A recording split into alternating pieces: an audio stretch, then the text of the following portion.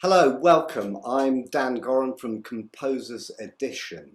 In April 2022, the Barbara Opera will be presenting what will be actually their first production since September 2017.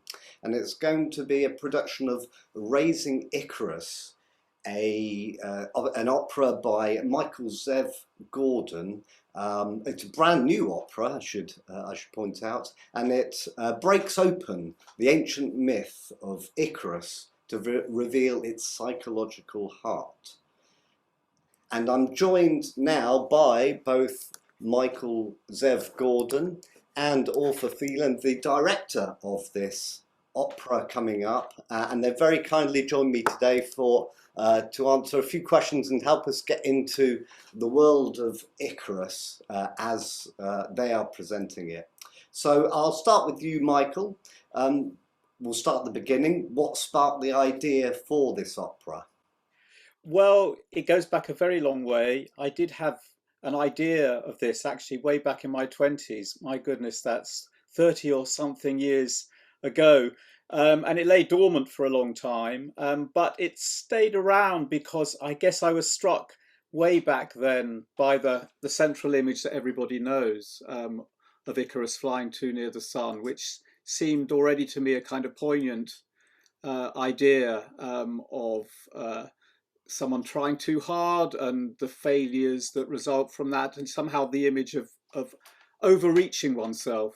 But when I got into actually thinking about constructing this opera and discussing it with the librettist Stephen Place, who wrote the libretto for the opera, I guess, started to uncover a whole lot more behind it. And I guess that's the idea which you talked about briefly, of sort of breaking it open, and the sense that though Icarus, the tragedy is Icarus's superficially, more profoundly the tragedy is his father's, Daedalus, and that the things that happen to him, maybe symbolically, they're what happened to all of us if overreach is where we go, but actually it's Daedalus and his expectations and his sense of overreaching, and that unfortunately leads to the damage to his son and then to his eventual downfall. So it's Daedalus's tragedy for us rather more than Icarus's. Yeah, and when at what point did Stephen become involved in the project? Well, quite a long time ago. I mean, basically, we talked about it again years and years ago, but 10 years ago, we started this project and wrote the first act, in fact, for Tete a Tete, for the Opera Festival Tete a Tete, and it was done at the Riverside Studios back then in 2011. And so this is the culmination of that. So we had the ideas and the sense of what we wanted to do back then. And the first act is pretty much intact, but it's developed a lot more, and the sense of the psychology and the complexity of these adult figures, not only Daedalus, but also in the second act we get to Minos's island, and Minos and his wife Pasiphae and their antics and the way they affect Icarus as well. All of that goes into it and deepens, we hope, the kind of the trajectory of the opera and the tragic turn of events that eventually befall Icarus in Act Three. Mm. So turn to you, Arthur. How did you get involved with Raising Icarus? Well, it's actually been, relatively speaking, a rather long time for me in the making as well. I was approached back in, well before COVID, 2019, September 2019. And we had plans to put this together in the sort of preceding 12, 18 months, but then things got put on hold. And actually, lots of things have come and gone with COVID, but I've really been clinging on to this with clenched fists, not wanting to let it go, because it really struck me, it's funny because operas always make a first impression, and I won't forget the first impression that this made. Usually, as a director, there's often a problem that you have to solve, and it was really odd for me because there was nothing to solve with this piece. The thing that I really love about it is, I know, and I do know that Michael has just spoken about the complexity, and it is a very complex piece, psychologically, musically, poetically. It's definitely sophisticated, but on another level, it's really straightforward. And I love the fact that, you know, I didn't have to bring in any magic tricks to make apologies for anything. I just had to be true to the piece, and that's really great. It's quite a complicated tale in a way, isn't it? But you're saying it's quite I mean, it's sort of archetypal. It's not that complicated, actually. You know, I mean, yes, we're dealing with gods and we're dealing with humans, but actually it's really about, for me, it's about the relationship between the father and the son, and about parental pushiness. And being a parent myself, I can see the pitfalls of being too relaxed and the pitfalls of being too pushy. And I think all parents struggle, and it's arresting to hold this pushy father up in front of us and see. I'm sure many of the audience, and certainly I myself, see elements of myself in him, and that's you know, I suppose there will be people who end up leaving the theatre questioning their choices and their parental the lines, the roads they've gone down, and that might not be a bad thing. And maybe also something about the law of unintended consequences, because there are other characters involved here, aren't there? And situations change, and you know, with all goodwill, things don't work out as the characters would like, perhaps any of them. No, Michael and Stephen were very, very keen for me to see past Act Two, because Act Two does involve a rather exciting and out there scene of bestiality. And when we met at the very beginning, when we were just chatting to talk about first impressions, and I spoke about how exciting I found that scene to be, they were very keen to say, yes, but it is more than that. And indeed it is. It's definitely not just about Pasiphae, the wife of Minos, and the bull with whom she ends up having a baby, the Minotaur. But that is a very wonderful scene at the sort of in the middle of the piece.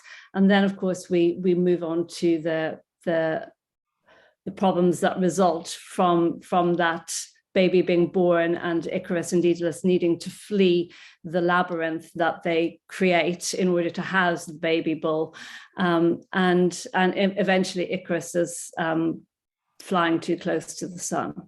In the classic tale, it's not too high and not too low is what Daedalus is saying to Icarus, but it feels a little like it might be a bit more complicated than that psychologically for father and son at that point, Michael. Well, the psychological complexity, which in a way we added into the myth or kind of extrapolated from it, perhaps, I don't know, but certainly we've altered it in the sense that as the myth is simply told, Icarus flies too high to the sun, but in our version or our telling of it, at least initially in the flight, Daedalus, who finally is experiencing his son doing something well, seeing him do something well, he can't resist encouraging him to do it even more.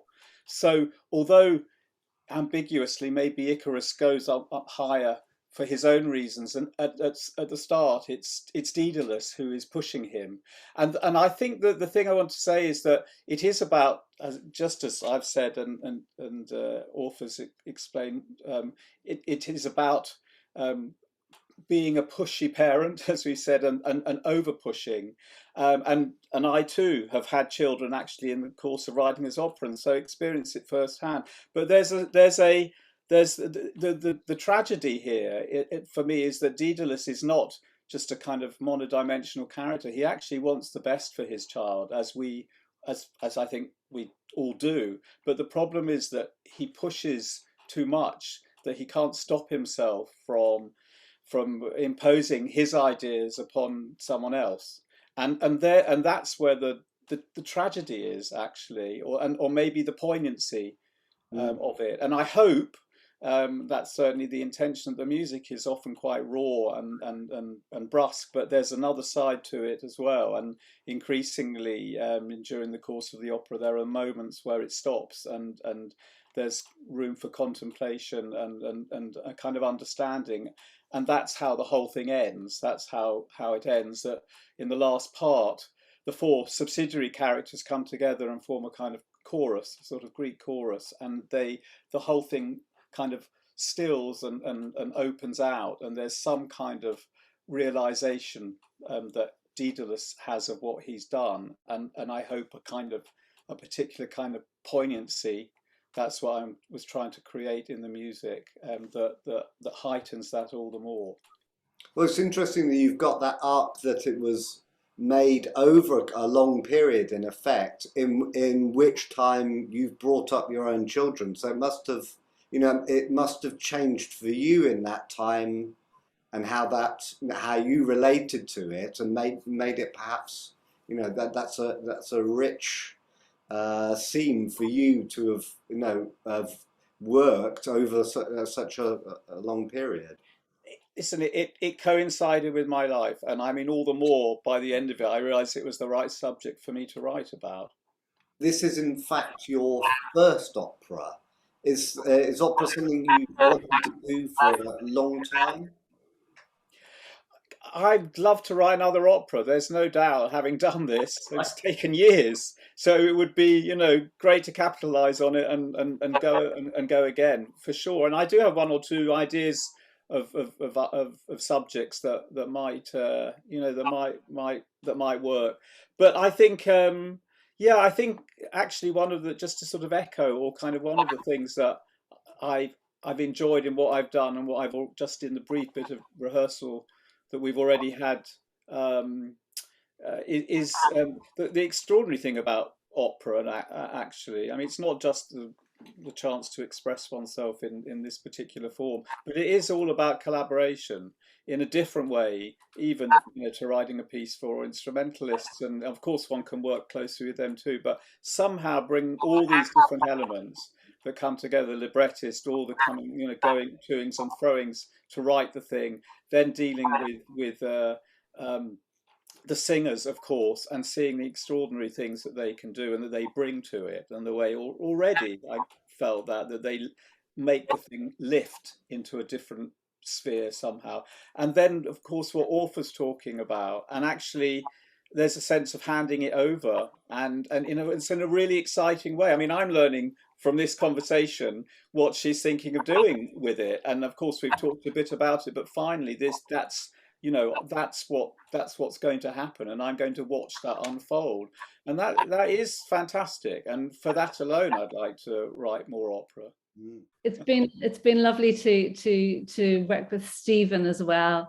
Stephen Place, our librettist, has I suppose in a way, because I only got to know the first act when I said yes to this, which was already done musically. So it was Stephen's words in the second act, and a draft of the third act, which also sort of drew me in, and I waited, with great anticipation for the music. And it was, I had imagined how some things would go, and they were very different. And I had, and some things were sort of curiously, I hadn't imagined them, but if I had thought about them, that's exactly what I would have expected. I do think that the quartet in Act 3 is really powerful. And I think the flight music is just, it's mesmeric. the birds, the gulls that you hear, it's extraordinary, and it's utterly, you know, it's heartbreaking, absolutely heartbreaking at the end. And you know, I thought I couldn't get to the end of Act One without weeping, but by the time, you know, I've actually at the end of Act Three, I forget about it. That's my intention, just to get everyone crying. You're a chief. Yeah, that would be a real achievement. Fantastic.